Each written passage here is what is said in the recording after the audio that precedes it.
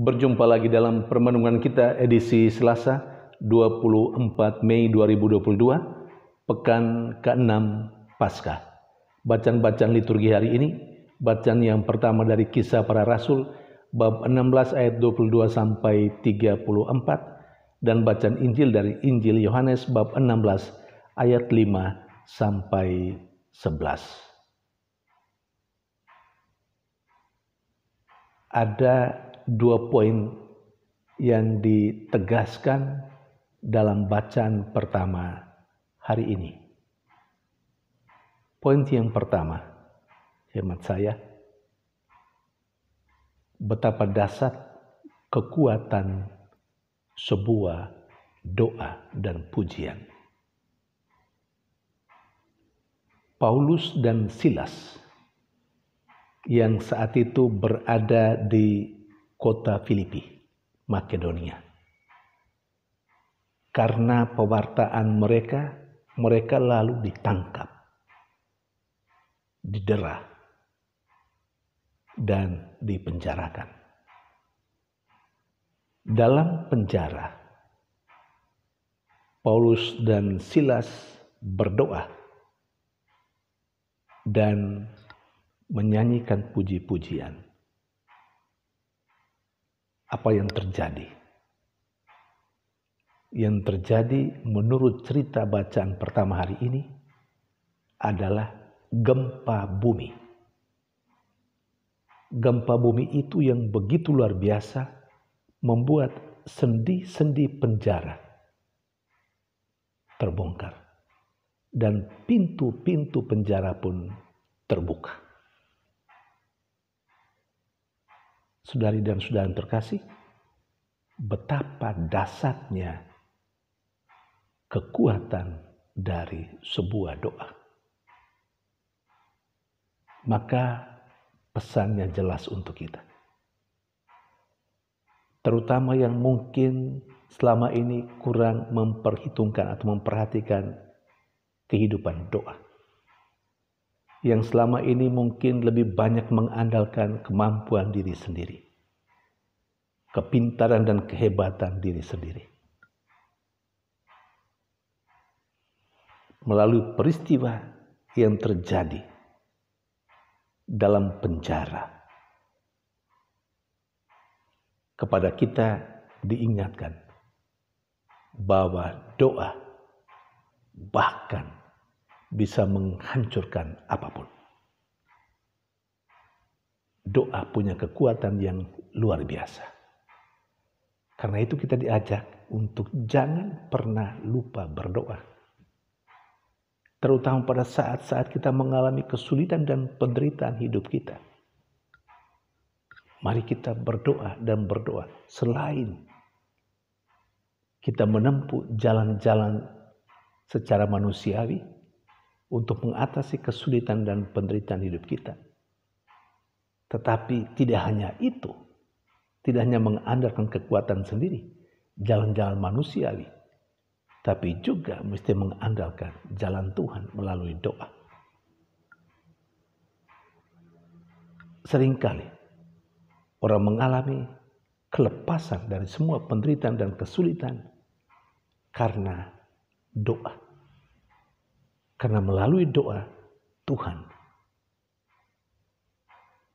melaksanakan, melepaskan, meringankan beban kehidupan kita menurut jalan dan cara Tuhan sendiri.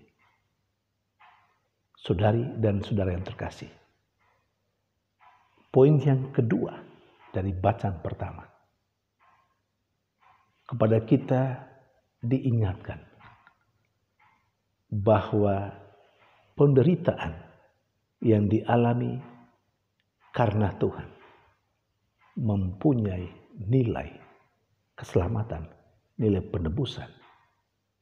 Bisa bagi diri sendiri, bisa juga bagi orang lain. Paulus dan Silas ditangkap, mereka didera. Itulah penderitaan mereka. Mengingatkan saya akan kata-kata Yesus barang siapa mau mengikuti dia, harus menyangkal diri, memanggul salibnya. Rupanya, hal inilah yang sedang dialami oleh Paulus dan Silas di Filipi. Itulah salib yang harus mereka pikul karena iman mereka pada Yesus, karena karya pewartaan demi Yesus.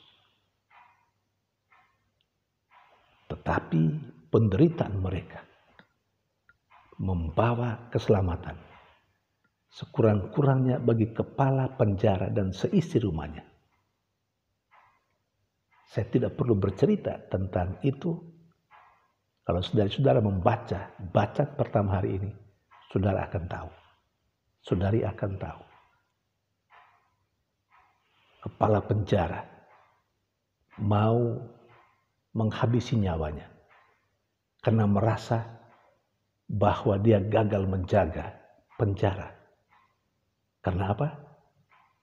Melalui doa dan pujian yang dilakukan oleh Paulus dan Silas, gempa bumi terjadi, sendi-sendi penjara terbuka dan pintu pun terbuka lebar.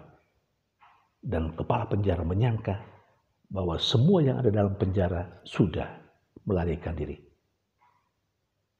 Padahalnya mereka masih tetap ada di dalam.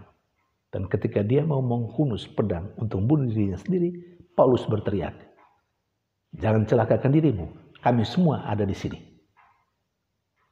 Atas kata-kata Rasul Paulus ini, kepala penjara menghadap Paulus dan Silas dan bertanya, "Apa yang perlu aku buat?" Paulus menjawab, "Percayalah kepada Tuhan Yesus, supaya engkau dan seisi rumahmu selamat." Dan seterusnya dalam proses, kepala penjara dan seisi rumahnya dibaptis.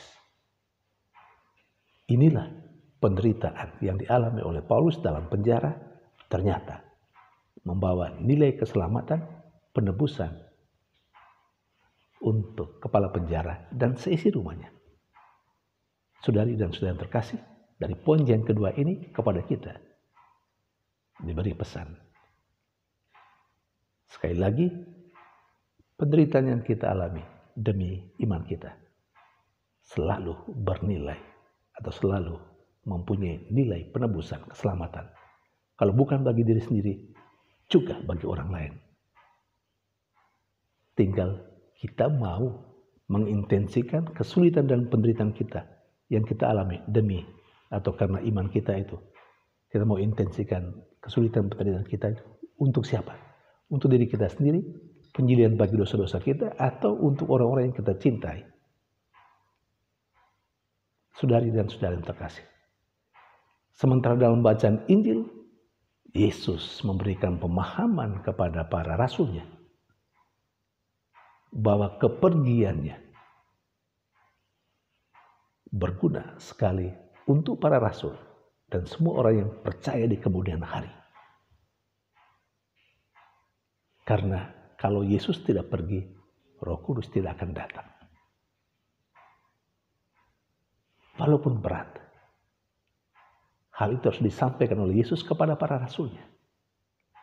Dia mau tidak mau harus meninggalkan para rasul supaya Roh Kudus datang.